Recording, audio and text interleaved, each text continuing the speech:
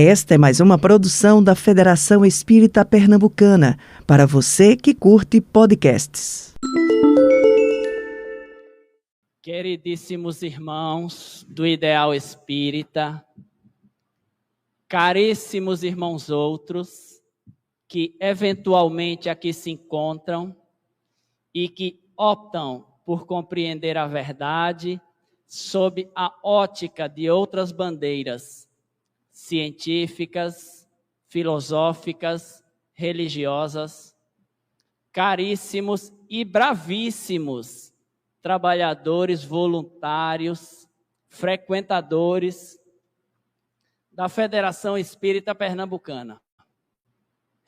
Que a serena e permanente paz do Mestre Jesus aqueça os nossos corações, a fim de que possamos aprimorar os nossos atos e que esta mesma paz, não a paz do mundo, a paz que João Evangelista registrou nos dizeres do Cristo, a minha paz eu vos dou, mas não a dou como o mundo a dá. Que esta mesma paz ilumine o nosso discernimento, para que a gente possa escolher sempre pelo bem, pelo bom, pelo nobre, pelo belo, pelo justo. Enfim, que iluminados pela paz do Cristo, nós possamos escolher sempre pelo caminho de Deus. Aquele 30 de junho era um domingo diferente. Aliás, cada dia, diz Emmanuel, tem o seu magnetismo próprio. E este nos impactam de maneira muito particular. Aquele era um domingo diferente. O ano de 2002 já ia na metade. Nós tínhamos, do ponto de vista econômico, uma inflação que passava dos 12%. A taxa Selic, para quem está achando alta em 3,75, já ia em mais de 20%. O dólar girava em torno de R$ 4 apenas. Na cidade de Yokohama, da onde vinha e para onde todos os nossos corações apontavam com uma incerteza, a seleção brasileira voltaria a disputar um título mundial. Porque a gente não pode disfarçar. Das coisas que menos importam, o futebol é a que mais importa para a gente. E qual era a nossa angústia naquele dia? É que 4 anos atrás, o nosso principal jogador, Ronaldo, havia sofrido uma convulsão. Na verdade, era um drama de todo brasileiro. Ter perdido da forma que perdemos em 1998, trouxe para o brasileiro a incerteza de conseguir novamente ser campeão. Eu sei que vocês não lembram dessas histórias, porque só quem as viveu e que está aqui presente foi eu e Keune. Então pairava sobre nós uma incerteza. Do lado de cá, Chico Xavier havia solicitado que o seu desencarne, que a sua morte se desse no dia em que nós, o povo brasileiro, estivéssemos muito felizes. Assim afirma seu filho adotivo, o Eurípedes Higino Reis. Alguns de vocês devem lembrar, a final da Copa do Mundo de 2002 ocorreu no horário da manhã, porque Yokohama é uma cidade do Japão e no fuso horário a distância é de 12 horas. noite no Japão, manhã de domingo no Brasil. A dúvida, naturalmente, era se nós teríamos emoção suficiente para torcer e para jogar. Como que numa lição de que é possível refazer os caminhos ora traçados, o nosso principal jogador de futebol, não somente desta vez, diferentemente de Saint-Denis, não somente desta vez entrou em campo, como fez 2 gols, e a gente passou o resto do domingo muito feliz. Vocês talvez lembrem disso. O Brasil voltava a ser campeão. Talvez então seria ali o momento ideal para Chico Xavier morrer. Porque talvez desencarnado ele já estivesse há algum tempo. É bom que saibamos diferenciar bem a morte do desencarne. A morte é fatalidade biológica da qual nenhum espírito encarnado poderá furtar-se. Você irá morrer. Desencarnar é convite da vida para libertar-se do que a gente acredita ser nosso. Não por acaso, muitos espíritos, após a morte, o colapso biológico, mantêm-se ligados ao corpo físico por horas, semanas, meses, anos. Segundo os familiares mais próximos, Chico Xavier não assistiu àquela partida. E por volta das 19h30, ele fechou os olhos e permitiu que os laços já tenuamente ligados, pudessem desatar-se. Os laços fracamente ligados, porque não fora a saúde do corpo físico que permitiu o desenlace de Chico Xavier. O que permitiu o desenlace facilitado não foi a debilidade do organismo físico, mas as escolhas que Chico fez durante a vida. É natural que a gente tenha esquecido certos compromissos assumidos.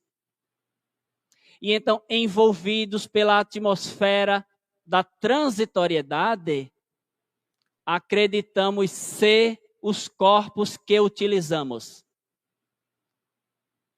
E então, porque acreditamos ser, temos enorme dificuldade do desenlace.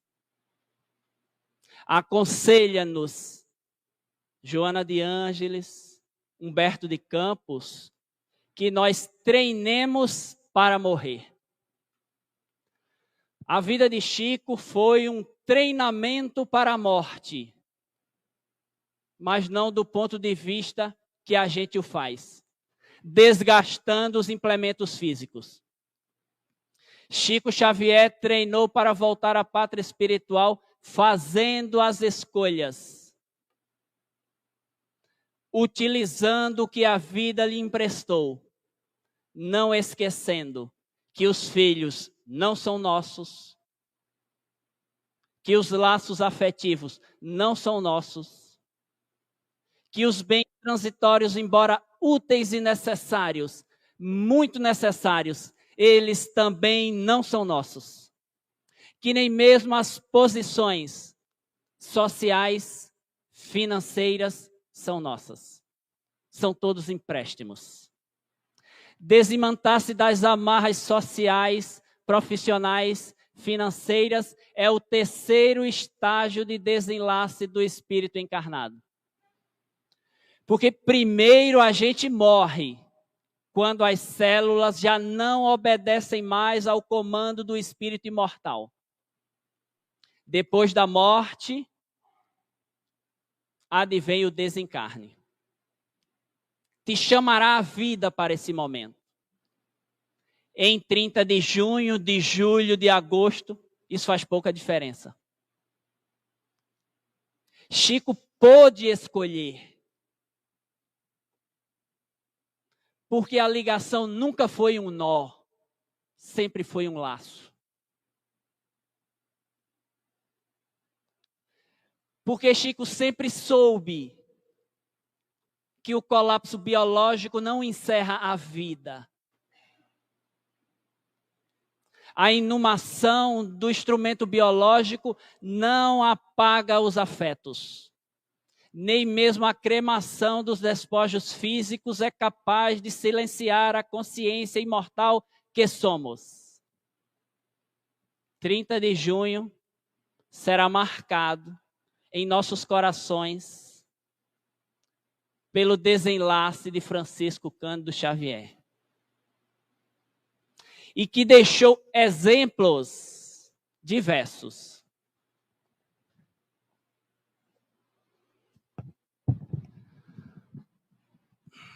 A Federação Espírita Brasileira, em 2022, para lembrar o 20º aniversário do desencarne de Chico, lançou uma campanha, portanto, há aproximadamente um ano, que dizia: Chico homem, Chico médium, Chico amor. Então é sobre esses 3 pilares que gostaríamos de refletir à tarde de hoje. Porque a morte será evento para todos os espíritos que reencarnam. Todos.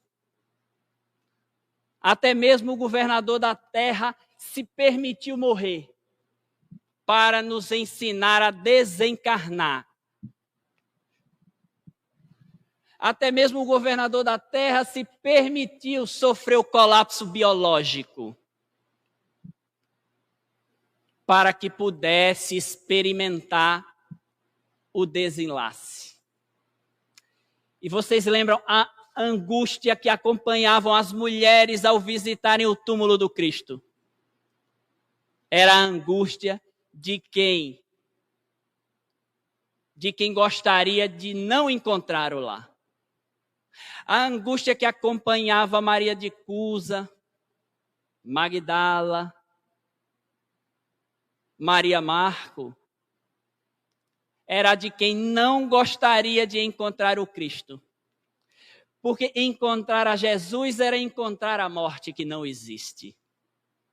A doutrina de Jesus, do qual o Espiritismo é legatário hoje, é a doutrina da vida. Por isso não há celebração à morte. Há convite para a vida. Quando tinha 17 anos, Chico homem começou a sofrer as constrições do organismo biológico que todos nós possuímos. Os encarnados, digo. Ao sentir as constrições, Chico estava na situação de precisar atender às necessidades do seu próprio corpo físico. Então pensou, diz ele a Divaldo Pereira Franco em depoimento: eu pensei em casar. Eu pensei em casar e ter filhos. Mas não estava no planejamento reencarnatório de Chico. A tua vida é um planejamento. Nós não somos frutos do acaso. Diversos outros amigos espirituais nossos afiançaram a nossa volta. Senão aqui nós não estaríamos. Nós somos frutos de uma fiança. Vai, dessa vez ele consegue. Vai, dessa vez ele será capaz. A gente arruma uma vaga para ele na Federação Espírita Pernambucana. Talvez dessa vez ele consiga. Fora preciso que 1, 2, dezenas talvez afiançassem a tua volta. Chico, como eu, como você, tinha um plano reencarnatório. E no dele não constava esposa e filhos. Mas como sustentar toda aquela energia advinda dos implementos físicos naturais da idade? Estávamos em 1927. Chico contava 17 anos. Falar de desejos naquela altura era altamente proibido. Chico só tinha a Emmanuel para consultar. E então ele consultou Emmanuel. Mas Emmanuel, o que fazer? Eu desejo atender às minhas necessidades físicas. Mas por outro lado sinto que elas não estão talvez nos meus planos reencarnatórios. Emmanuel então aconselhou a Chico fazer exercícios. Corre, Chico, dá a volta na praça, faz exercícios. E no auge do desespero, Chico, abraça as árvores. Chico, em depoimento, diz a Divaldo, capítulo 1 de Sexo e Consciência, organizada por Luiz Fernando. Chico diz a Divaldo, Divaldo, eu abraçava as árvores, mas elas não me abraçavam. E Chico pensou realmente em ter uma esposa e ter filhos. Mas não era o plano. E então ele novamente recorreu a Emmanuel. E no auge do seu desespero, Emmanuel mais uma vez disse-lhe, Chico, cada espírito tem as suas próprias experiências. Te passarei as minhas, para que tu possas talvez utilizar parte dela. E então narrou-lhe uma fábula. Diz Emmanuel que havia um reino muito distante daqui, cujo rei, muito poderoso, vivia cercado de facilidades. A alimentação era vasta, não somente para ele e para sua corte, como para todo o império, como para todo o reinado. Mas, por ocasião do estio que se aproximava, seus conselheiros lhe disseram, olha, virá a fome, é necessário que dividamos, que possamos repartir. Os nossos celeiros estão abarrotados, dizia o conselheiro. E o rei, certo de que tomava a decisão correta, preocupado com a segurança do reino, dizia-lhe, não posso distribuir e abrir os meus celeiros, porque ainda que a fome se alastre, poderemos sofrer as ameaças dos povos vizinhos. E então necessário se fará que os nossos celeiros sejam guardados para os soldados. Eles, por motivo da guerra, necessitarão alimentar-se. E o tempo foi passando. As chuvas cada vez mais escassas. O povo ansiava somente pela comida, dizia Emmanuel a Chico. Somente para comer. A situação tornou-se tão extrema que, em meio a uma alimentação do rei, uma pedra varou a janela e caiu sobre sua mesa. O ministro, então, olhou para o rei e disse-lhe, agora nós estamos sitiados. Não há mais o que fazer. O rei arregalou os olhos e, assustado, pediu um conselho. Diga-me, pelo amor de Deus, o que posso ainda fazer? O povo faminto já estava no jardim do castelo. Olha, disse-lhe o ministro, só há uma coisa a fazer neste momento. Vai até a sacada da tua janela e pede ao povo que se acalme. E promete que façamos a abertura dos celeiros para a sua alimentação. Mas eu não posso, eles irão me matar. Talvez eu seja, dizia o rei, acertado pelo um projétil de arma de fogo da sacada e morrerei. Tende coragem, homem. O alarido da fome. Porque embora você nunca tenha ouvido, a fome faz barulho. A fome grita em quem sente. É preciso que a gente não desdenhe esse barulho que vem dos estômagos frios. É preciso que a gente saia da indiferença de quem alimentou-se pela manhã, no almoço, e que já já vai fazer um lanchinho. Tem um amigo meu que diz assim, eu só vou à FEP por causa da cantina. Nossa! É preciso não esquecer que a fome grita. E o povo gritava. Então o rei, vendo o seu próprio trono ameaçado, foi até a sacada. E prometeu que os celeiros seriam abertos. E que a fome iria passar. E que aquele reinado, a partir de então, aguardariam as chuvas, que são sempre providência divina. O homem recolhe a semente, o homem cuida da terra, mas a chuva quem fornece é Deus.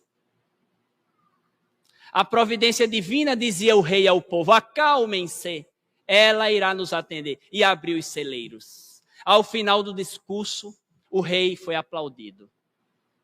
Quando Emmanuel terminou a história que eu tentei narrar com as minhas próprias emoções, Chico olhou para o benfeitor e disse, que história linda, Emmanuel, mas eu não entendi nada.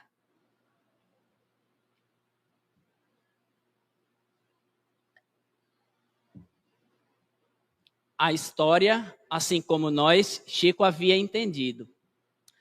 Mas o que aquilo tinha a ver com o desejo de satisfação e necessidade de satisfação da libido que visitava Chico, que visita todos nós quase que diariamente. O que aquela fábula dizia a Chico? Dizia que era necessário controlar as suas próprias necessidades. Que igualmente há um reino, nós somos o soberano no nosso corpo. Habitados por milhões e milhões e bilhões de células. Princípios divinos. Mecanismos mentais passíveis da orientação do dono. O teu corpo sofre a influência direta do dono. Nós somos o rei do nosso corpo. Nós somos capazes de orientar a organização celular, de estancar as disfunções, não somente emocionais, como também orgânicas. Emmanuel estava ensinando a Chico, que ensinou a Divaldo, que era necessário dizer às células, acalma-te, não poderei fornecer-te o alimento que precisas, mas se tu me ajudares no trabalho que preciso fazer, poderemos permutar energia. E então te darei uma outra vitalidade, capaz de saciar a tua fome e alimentar o meu psiquismo, para os meus mais de 400 filhos que terei. Chico teve 459 filhos, todos em forma de livros. Não há libido mais portentosa do que essa. Vocês conhecem alguém que teve 459 filhos? Chico foi alguém que aprendeu a utilizar as suas potencialidades. Porque também foi homem. Porque também foi homem. Porque esteve encarnado. Chico não é um santo. Chico foi homem. Joana de Ângeles nos ajuda e nos socorre na fundamentação científica do que estamos tentando dizer, do que foi ensinado a Chico por Emmanuel, que é o poder que temos de assenhorear o psiquismo celular na obra, no capítulo 5 e 6 da obra que agora eu esqueci. Mas já eu lembro. Chico, ao dominar esse psiquismo, pôde utilizar o seu organismo biológico para o uso que conhecemos. O uso disciplinado, dirigido, direcionado. Tu também és capaz disso, não somente para os estados de saúde, mas sobretudo para os estados de enfermidade, que nada mais é do que uma disfunção espiritual que já atingiu o organismo físico, mas que tem sempre como modelo de organização o perispírito. Então, numa sequência muito natural que a doutrina espírita nos ensina,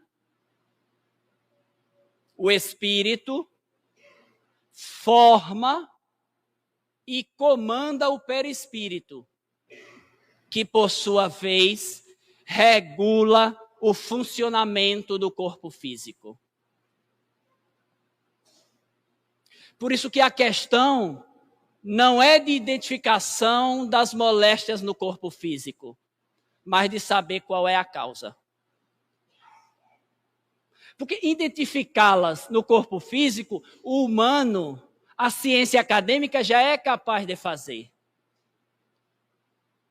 Basta uma chapa fotográfica, basta um hemograma, que iremos ser capazes de identificar as disfunções biológicas. A pergunta é: e a causa? E a causa? Aonde estão as raízes das tuas dores? Esse é o trabalho que Emmanuel está ensinando a Chico a gente a fazer.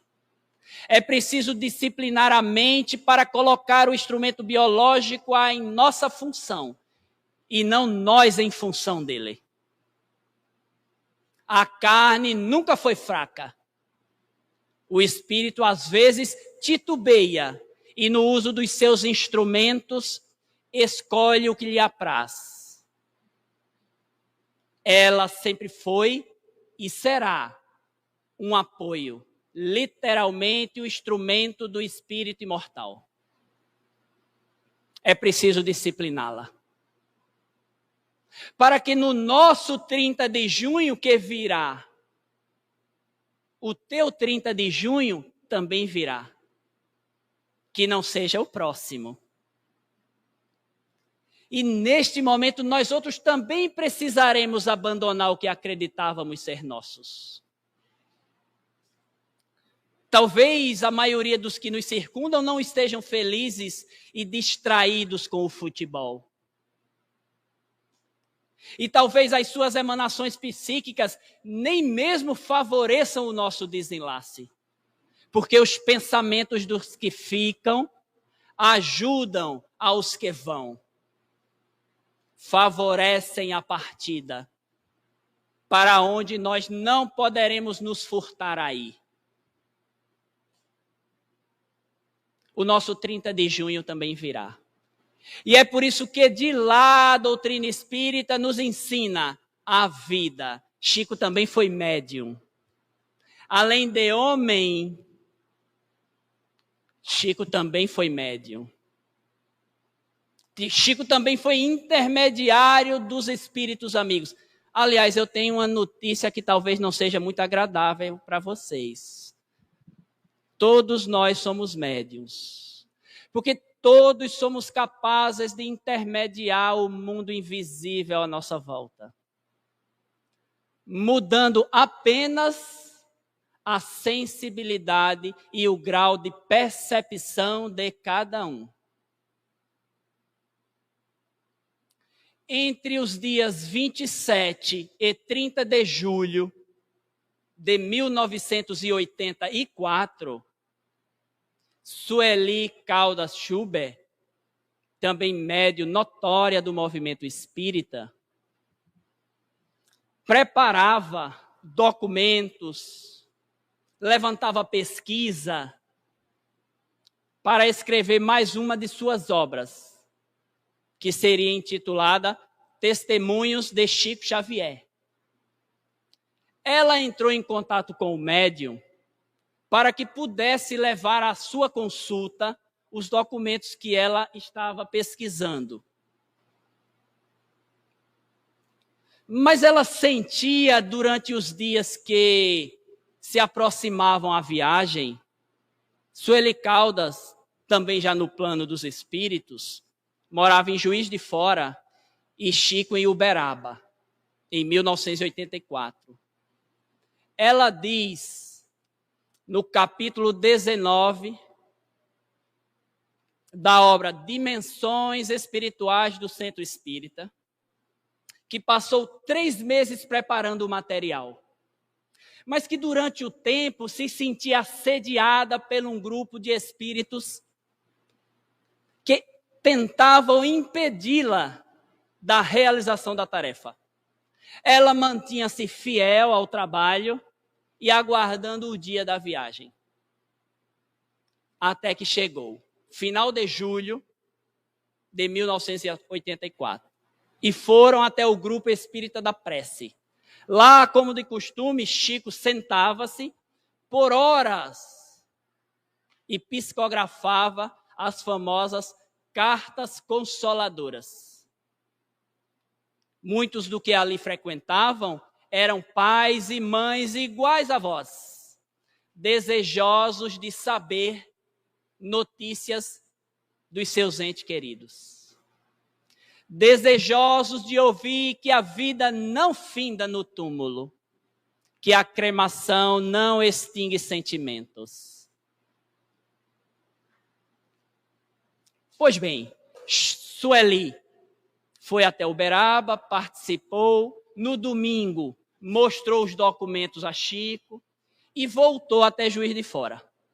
Na terça-feira seguinte, diz ela, foi, como costumeiramente ia, ao Centro Espírita Ivon Costa, onde ela trabalhava como médium.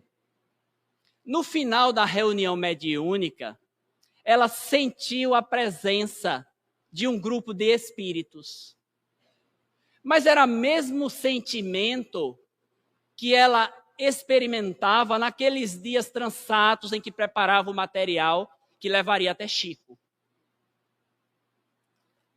Então, no finalzinho da reunião, o chefe daquele grupo de 5 entidades disse-lhe: eu preciso falar para vocês. Eu era o chefe do grupo que assediava não somente a ela, como ao casal que a acompanhava. Ela sempre viajava acompanhada.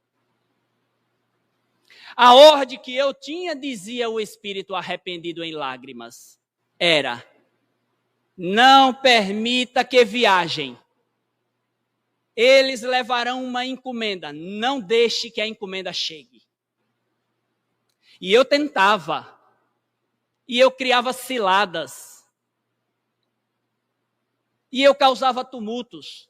Mas eles pareciam que não pensavam em outra coisa a não ser nesse tal de espiritismo. Parece que uma força me impedia de concluir as ciladas. E então eu não conseguia efetuar o logro. Chegou o dia da viagem e eu os acompanhei. Era um local muito luminoso.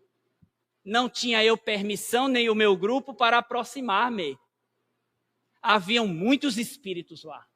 Eles nos tratavam com carinho, com muito zelo, mas diziam-nos: vocês não podem passar daqui. Vocês não têm permissão para adentrar-se. Embora de longe nós íamos acompanhando, no centro daquela casa muito paupérrima do ponto de vista físico, brotava uma luz muito intensa. Pedi permissão para me aproximar, para entender aquela luz, dizia ele. E então avistei um homem, magrinho, quase sem força física, sentado numa mesa. Mas ele escrevia, ele não parava de escrever. Chico já havia dominado, inclusive, as suas necessidades fisiológicas. Emmanuel não havia ensinado a ele? Quem ousava psicografar do lado de Chico desistia. Os médios sabem como é difícil concentrar-se por 2 horas. A gente fica ali, não vê a hora de abrir as portas para ir ao banheiro, fazer um lanche, bater um papo, olhar o zap. Chico ficava por horas psicografando. Atrás dele, dizia o amigo desencarnado, uma fila imensa. Logo entendi que tratavam-se de mães e pais, que recebiam em suas mãos uma carta. Mas eles saíam chorando e eu não entendia como era que podia se ir em busca de lágrimas. Como aquelas pessoas estavam ali fazendo fila para chorarem? Eram as cartas enviadas pelos filhos daquelas mães. Ao perceber melhor, também ao lado daquele homem que não parava de escrever, havia uma fila. Mas essa outra fila era de seres iguais a mim. Eram os filhos. Eles ditavam, o homem escrevia, entregava às mães e elas saíam chorando. O mesmo choro que nos acompanha nos momentos felizes. Nem todas as lágrimas denotam tristeza. Nem todas as lágrimas apontam desespero. Chore-as assim que precisar. Permitam que elas se vertam dos teus olhos. Por vezes é necessário que choremos. Chico não parava de escrever. E então eu dizia ao homem desencarnado, e então eu já nem sabia mais o que estava fazendo ali. Eu havia sido contratado para perseguir, mas eu não conseguia, minhas forças estavam destruídas. E então comecei a lembrar que eu também havia perdido um filho. Já tinha 40 anos. O meu pequeno tinha apenas 9. Eu era caminhoneiro à época. Ele me pediu para viajar comigo. Eu insisti, disse-lhe que não podia, mas você sabe como são as crianças. E levei-o. Numa ribanceira, perdi o controle. Eu sobrevivi ao acidente, meu filho não. Já tem 40 anos que eu não tenho mais notícia dele. Agora eu já não sei mais o que estou fazendo aqui. E então pedi socorro a um daqueles guardas que vigiavam as psicografias. É assim que vocês chamam. Pedi auxílio, disse-lhe que eu também sou pai e que também tenho as minhas dores. O homem que me atendeu disse-me, aguarde. Entrou e com pouco mais trouxe-me um papel. E quando li, era a carta do meu filho. Papai, eu estou do teu lado. Tu não é capaz de me ver porque escolhesse o lado do equívoco. E Sueli Caldas Schubert, ao narrar, permitam-me repetir a referência, no capítulo 19 da obra Dimensões Espirituais do Centro Espírita, matéria esta que também está na revista Reformador Espírita, em novembro de 1984. Eu só estou devendo uma referência a vocês. Mas eu vou lembrar. Está na na Reformador, a história de Schubert, em novembro de 1984. Ela diz lá, o trabalho mediúnico de Chico é maior do que a nossa compreensão. Eu não sei se alguém perdeu a história no caminho. A carta de que me referi estava sendo escrita, lida e apreciada do mundo espiritual. Para além das dezenas, centenas e milhares das cartas que vibram em nossa faixa de vida, como que por mágica, Chico também mandava notícias para aqueles que já não têm mais seus corpos. Porque a perda do instrumento biológico não destrói os afetos. Os anos não apagam o amor que temos. Nem as altas temperaturas dos fornos crematórios é capaz de levar o amor das nossas vidas. Apenas tira da nossa vista quem a gente ama. Mas a doutrina espírita já vem no tempo marcado nos dizer: a vida é mais do que vemos. A vida é mais do que ouvimos. E é muito mais do que tocamos. A vida para além das nossas possibilidades físicas. A vida para além do que os instrumentos científicos acadêmicos são capazes de detectar. A vida vai para além do que o homem é capaz de perceber. Mas Chico não era só homem. Chico não era só médium. Porque médium e homem todos nós somos, não é? Porque homem todo encarnado é. E porque médio todos nós somos capazes de ser. Chico, além de homem e médio, Chico também era amor. Chico também era caridade. Porque nos dizeres de Paulo de Tarso, nada seremos se não amarmos. Nada seremos se não amarmos. Do que vale toda a fortuna, dizia Jesus. Do que vale o homem ganhar a vida e perder a própria alma. E perder o próprio ser, a própria encarnação.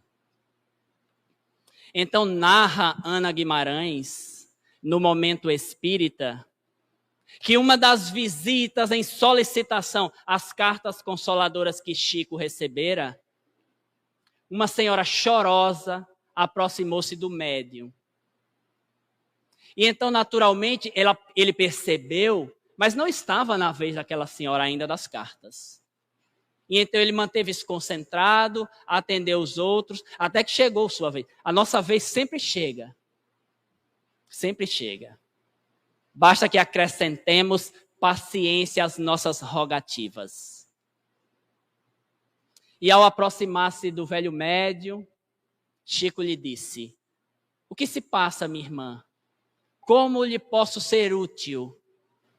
Ela disse: Chico, eu tenho um drama muito grande para te contar. Não tem muito tempo eu perdi o meu esposo. Ele foi vítima de uma moléstia fulminante que o arrebatou em poucos meses. E então, ao voltar para casa e viver o meu luto, e quando ele já apontava a esperança de que a vida segue para além das nossas percepções, eu precisava dar andamento à minha vida. Temos duas moças adolescentes de 16 e 18 anos. Elas precisam de vida. Eu não poderia manter-me enclausurada. Uma vizinha, há exatamente uma semana, me fez um convite, Chico. Ela disse-me: precisamos sair um pouco. Já tem meses que estás viúva. Leva tuas filhas para um pouco de refrigério da mente e da alma. A princípio, Chico, eu disse-lhe: não posso, não quero. Mas quando olhei nos olhos das minhas meninas, eles brilhavam pedindo para que fôssemos. Os pais conhecem os filhos pelos olhos. E então fomos. Era um domingo ensolarado. Preparamos o lanche, forramos o chão. Quando terminamos os preparativos, notei que não muito longe do local onde faríamos a refeição, tinha um rio. E ele estava muito cheio. Disse a minhas meninas que tomasse cuidado. Entretei-me com as conversas das amigas e não percebi que elas aproximaram-se demais do rio. Em poucos minutos, a gritaria. Meu coração apertado indicava o tal do mau pressentimento. Os que estavam mais próximos correram. O rio caudaloso estava agitado. Não foi possível salvar as minhas filhas. Eu estou perdido. Eu estou perdida. Agora você já não tinha mais a companhia do meu esposo, ora que também não tenho mais a companhia das minhas 2 filhas. Soube recentemente que uma delas aproximou-se do rio caudaloso para lavar as mãos e escorregou na pedra falsa que sustentava seus pés. A irmã mais velha correu para sustentar a irmã, mas não foi possível e a correnteza arrastou os meus 2 últimos amores, Chico. A mulher, neste momento, estava em prantos. Ela, como aquela fila imensa, como a maioria de nós que aqui se encontra, também desejava notícias daqueles que já se foram. Mas Chico olhou no redor, as filhas daquela mulher não estavam na fila dos desencarnados. Chico levantou-se e, não tendo cartas para oferecê-la, chorando, manteve-se por mais de 10 minutos abraçado com aquela mulher, chorando também. Há dores cujo remédio são as próprias dores. Há dores que o antídoto são as próprias lágrimas de quem as sentem. Se tu também estás visitado por algumas delas, busca, luta pela tua recuperação. Mas percebe que algumas delas fazem parte do teu próprio tratamento. E se não é capaz de ajudar a um amigo que é visitado por elas, porque nem todas as dores nós somos capazes de consolar. Nem mesmo Chico foi capaz de consolar todas elas. E então ele chorou. Não podendo fazer, chora com quem chora. Sente com quem sente. Isso é amor. Até quando aparentemente nada fazia, Chico fazia muito porque chorava. Eu lembrei do nome do livro, é Dias Gloriosos. Muita paz para vocês. Muito obrigado e que Jesus nos fortaleça. Dias gloriosos são os que vivemos hoje. É o nome da obra da benfeitora Joana de Ângeles. Muito obrigado. Você ouviu o podcast da Federação Espírita Pernambucana.